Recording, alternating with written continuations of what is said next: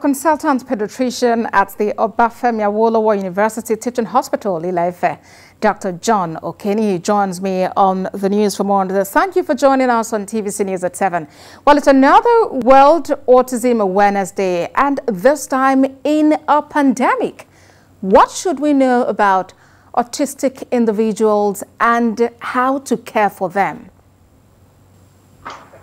Thank you. The first thing is I would like to thank you, and then we should realize that people with autism are first and foremost people, but they have some degree of disability.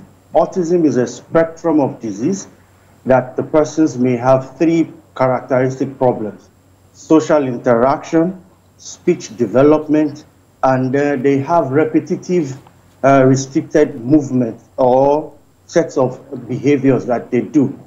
It is a neurodevelopmental disorder.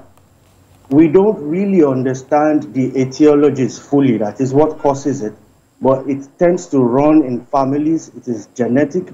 There may be interplay with societal things like pollution, heavy metals, and some forms of vaccinations. But the most important thing to know is that they are human beings, they can function, and there is help. So how exactly should we care for them? Because we understand that it's the fastest growing developmental disorders, and people with autism should be viewed as individuals and not a collection of characteristics. How exactly can we care for them in the society? Well, in Nigeria, maybe because we are not very cognizant and diagnosis is still poor, we tend to go with the numbers that we have about less than 100,000 persons with autism. But that may not be true. If parents are vigilant, more so in early childhood, before the age of 5, they may realize that this child of mine, who was apparently developing well, is now having some difficulties making social interaction, social eye contact, maintaining speech, developing speech, or the child is focused on particular sets of activities, and that seems to be all the child does.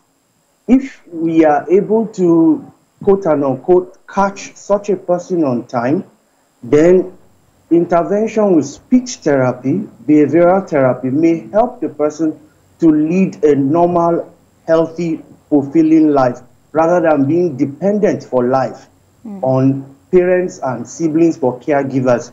Mind you, if they are in such a situation, abuse becomes reality and the life of such an individual.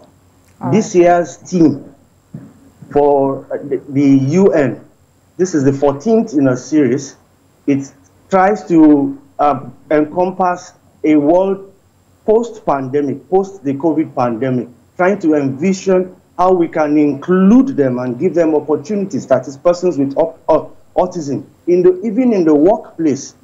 Therefore, if parents can recognize skill sets that such autistic child has and help the person focus their development and attitudes on such, they may be able to live better, fulfilling individual lives. And that might also boil down to having educational facilities that can accommodate individuals like that, that can meet their needs. What do you say, doctor? Yes. To recognize, make diagnosis, to be able to provide speech therapy, behavioral therapy, and these things cost a lot of money. The very best thing that can happen to them in this instance is if our National Health Insurance Scheme can recognize persons with autistic spectrum of diseases and make their treatments subsidized and relatively free. It is very encumbering on families paying out of pocket for behavioral therapy, occupational therapy, and speech therapy. And besides, before they make the diagnosis, many people will have gone round and round and round. Some think these children are Abami in Yoruba. These children are Ogbanje, because the child maybe sits onto himself and plays with himself, likes specific things, and the child has limited ability to have social interactions. Some of them were killed in time past. If you go through all these things that Mary Slessor and the rest of them helped us out. So government needs to look into this, and that is what today is all about, to promote the awareness, really. Indeed, and because in a pandemic of this nature, persons living with one form of disability or the other are even more affected than others. I sincerely appreciate you, Doctor, for joining us at this time. Consultant pediatrician at the OAU Teaching Hospital, Dr. John Okeniyi. Thank you. Thank you very much.